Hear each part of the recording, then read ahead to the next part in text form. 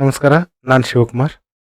So unit 4 okay, quadratic equations, ಕನ್ನಡದಲ್ಲಿ ವರ್ಗ ಸಮೀಕರಣಗಳು, ಲೆಸನ್ ಬೇಸ್ಡ್ ಅಸೆಸ್ಮೆಂಟ್. ಇದು LBA. Okay, previously 50 questions complete ಮಾಡಿವಿ. ಇದು 51st question. Okay, the difference between the altitude and base of a right angle triangle. ಒಂದು right angle triangle ಇದೆ. Okay, right angle triangle. ಈ right angle ಟ್ರಯಾಂಗಲ್ದು altitude ಅಂದರೆ height, ಇದು altitude, ಇದು base. If the area of the triangle is 150 centimetre square, area of the triangle ಈ ಒಳಗಡೆದು. Okay, area of the triangle is 150. Then find the base and altitude of the triangle. Okay, ಒಂದು ಲಂಬಕೋನ ತ್ರಿಭುಜದ ಎತ್ತರ ಮತ್ತು ಅದರ ಪಾದದ ನಡುವಿನ ವ್ಯತ್ಯಾಸವು. ಇದು ಎರಡರದ್ದು.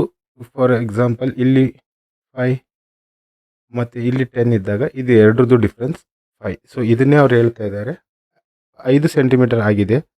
ಓಕೆ, ತ್ರಿಭುಜದ ವಿಸ್ತೀರ್ಣವು ಅಂದರೆ ಈ ಒಳಗಡೆ ಏರಿಯಾ, ಓಕೆ, 150 ಸೆಂಟಿಮೀಟರ್ ಸ್ಕ್ವೇರ್ ಆದರೆ ತ್ರಿಭುಜದ ಪಾದ ಮತ್ತು ಎತ್ತರವನ್ನು ಕಂಡುಹಿಡಿಯಿರಿ. ಓಕೆ, ಸೊ ನಮಗೆ ಏರಿಯಾ ಕೊಟ್ಟಿದ್ದಾರೆ, ಎರಡರದ್ದು ಡಿಫ್ರೆನ್ಸ್ ಕೊಟ್ಟಿದ್ದಾರೆ, ಫೈಂಡ್ ಔಟ್ ಮಾಡಬೇಕು. Okay, so let base equal to x, let altitude equal to y. Okay, so ಏನು ಕೊಟ್ಟಿದ್ದಾರೆ? ಆಲ್ಟಿಟ್ಯೂಡ್ ಆ್ಯಂಡ್ ಬೇಸ್, ಎತ್ತರ ಮತ್ತು ಪಾದದ ನಡುವಿನ ವ್ಯತ್ಯಾಸ. ಯಾಕಂದರೆ ಇಲ್ಲಿ +5 ಇದೆ. ಸೊ ನಾವು ಫಸ್ಟು ಎತ್ತರನ ತಗೋಬೇಕು. ಯಾಕೆ ಬೇಸ್ ಪಾದ ತಗೊಂಡಿಲ್ಲ ಅಂದರೆ, ಯಾಕೆ ಆಲ್ಟಿಟ್ಯೂಡ್ ತೊಗೊಂಡಿಲ್ಲ, ಯಾಕೆ ಬೇಸ್ ತೊಗೊಂಡಿಲ್ಲ ಅಂತ ಕನ್ಫ್ಯೂಷನ್ ಬೇಡ. ಆಲ್ಟಿಟ್ಯೂಡ್ ಅಂದರೆ -x = 5 ಸೆಂಟಿಮೀಟರ್ ಕೊಟ್ಟಿದ್ದಾರೆ, ಪ್ಲಸ್ಸಲ್ಲಿದೆ. ಸೊ ಇದನ್ನು ನೆಗೆಟಿವ್. ಯಾಕೆ? ಇನ್ ಕೇಸ್ ಎಕ್ಸ್ ಜಾಸ್ತಿ ಇದ್ದು y ಕಡಿಮೆ ಇರ್ಬೋದು, ಇದು ಪಾಸಿಬಿಲಿಟಿ ಇದೆ. ಬಟ್ ಕ್ವೆಶನ್ ಪ್ರಕಾರ ಹೋಗೋಣ.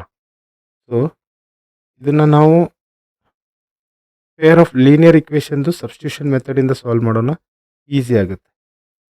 y = ಈ -x ಈ ಕಡೆ ಬಂದಾಗ 5 + x, or y = x + 5. Clear? So base ನಮ್ಗೆ ಸಿಕ್ಕಿದೆ, ಆಲ್ಟಿಟ್ಯೂಡ್ ನಮ್ಮ ಕಡೆ ಇದೆ. ಬೇಸ್ನ x ಅಂತ ತೊಗೊಂಡಿದ್ವಿ, altitude y = x + 5. Clear? So ನನಗೊಂದು ವಿಷಯ ಹೇಳೋಣ. ಏರಿಯಾ ಆಫ್ ದ ಟ್ರಯಾಂಗಲ್ ಕೊಟ್ಟಿದ್ದಾರೆ. Area of the triangle equal to ಎಷ್ಟು? 150 centimetre square. 150 centimetre square. Area of the triangle equal to half into base into height. Height ಅಂದರೆ altitude. ಈ ಆಲ್ಟಿಟ್ಯೂಡ್ನ height ಅಂತಲೂ ಕರೀತಾರೆ. ಓಕೆ, ಅಂದರೆ ಎತ್ತರ. So area of the triangle half into base into height equal to 150 centimetre. 150 ಕೊಟ್ಟಿದ್ದಾರೆ. Okay,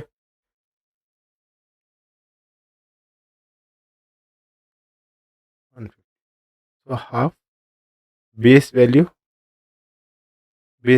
x ತೊಗೊಂಡಿದ್ವಿ, yes, height value into ಈ ಹೈಟ್ ಆಲ್ಟಿಟ್ಯೂಡ್ x + = 150.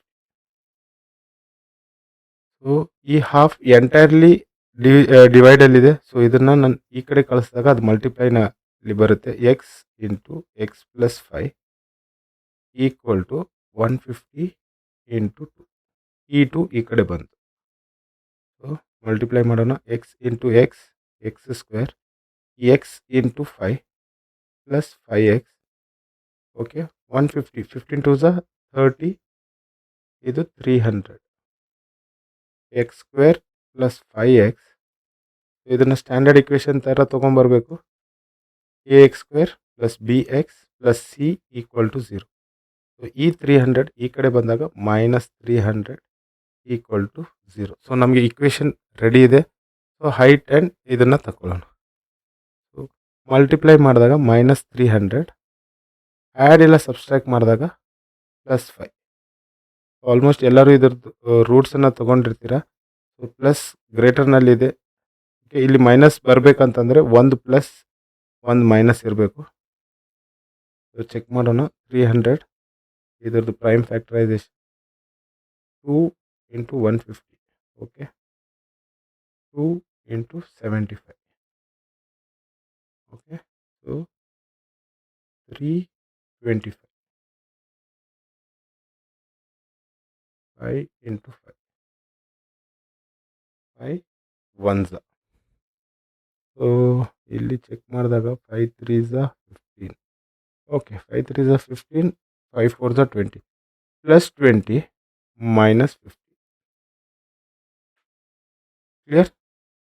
ಇಲ್ಲಿ +20 -15 ಮಾಡಿದಾಗ ನಮಗೆ +5 ಬರುತ್ತೆ. ಇಲ್ಲಿ +20 × -15 ಪ್ಲಸ್ ಇಂಟು ಮೈನಸ್ -20 × 15 300. ಮಿಡಲ್ ಟರ್ಮ್ನ ಫ್ಯಾಕ್ಟರೈಸ್ ಮಾಡೋಣ. x² + 20x - 15x - 300 = 0. ಸೊ ಒಂದು ಸ್ಟೆಪ್ ಅಡಿಷ್ನಲಿ ನಾವು ಮಾಡ್ತೀವಿ. ಇದನ್ನು ರಫಲ್ಲಿನೂ ಮಾಡ್ಕೋಬೋದು, ಬಟ್ ಇಲ್ಲೇ ಮಾಡಿದ್ರೂ ಏನೂ ತಪ್ಪಿಲ್ಲ. x × x, x² x × x plus 20 × x. Okay, so ಇಲ್ಲಿ -15 × x. ಇಲ್ಲಿ ಏನು ಮಾಡೋಣ ಅಂದರೆ +20 × -15. Clear? Plus into minus -20 × 15 300. So common ಇದ್ದಿದ್ದನ್ನ ಹೊರಗಡೆ ತಗೊಳ್ಳೋಣ. ಇಲ್ಲಿ -15 minus. So X common, x + 20. ಇಲ್ಲಿ -15 ಕಾಮನ್, x + 20 = 0. ನೆಕ್ಸ್ಟ್, ಸೊ ಇದೆರಡು x + 20 ಆಮೇಲೆ x - 15 = 0. So x + 20 = 0, x - 15 = 0. +20 ಈ ಕಡೆ ಬಂದಾಗ x = -20. ಈ -15 ಈ ಕಡೆ ಬಂದಾಗ x = 50. ಸೊ ಮೈನಸಲ್ಲಿ ಯಾವುದು ವ್ಯಾಲ್ಯೂಸ್ ಬರಲ್ಲ. ಸೊ ಇದು ನಮ್ಮ ಆನ್ಸರ್ ಅಲ್ಲ. ಸೊ ಬೇಸ್ = ನಾವು ಬೇಸ್ನ x ಅಂತ ಸೆಟ್ ಮಾಡಿದ್ವಿ. So base = 15. ಸೊ ಆಲ್ಟಿಟ್ಯೂಡ್ ಬೇಕಂತಂದರೆ y = ಈ ಹೈಟ್ ಬೇಕಂತ. ಈಗ ನಮಗೆ ಬೇಸ್ ಸಿಕ್ತು 15. Okay, so 15 + 5 = 20. 20 - 15 is 5. ಈ ಡಿಫ್ರೆನ್ಸ್ ಕರೆಕ್ಟ್ ಇದೆ. ಸೊ ಇದರದ್ದು ಆನ್ಸರ್ 20. ಈ ಬೇಸ್ 15. ಕ್ಲಿಯರ್? Thank you.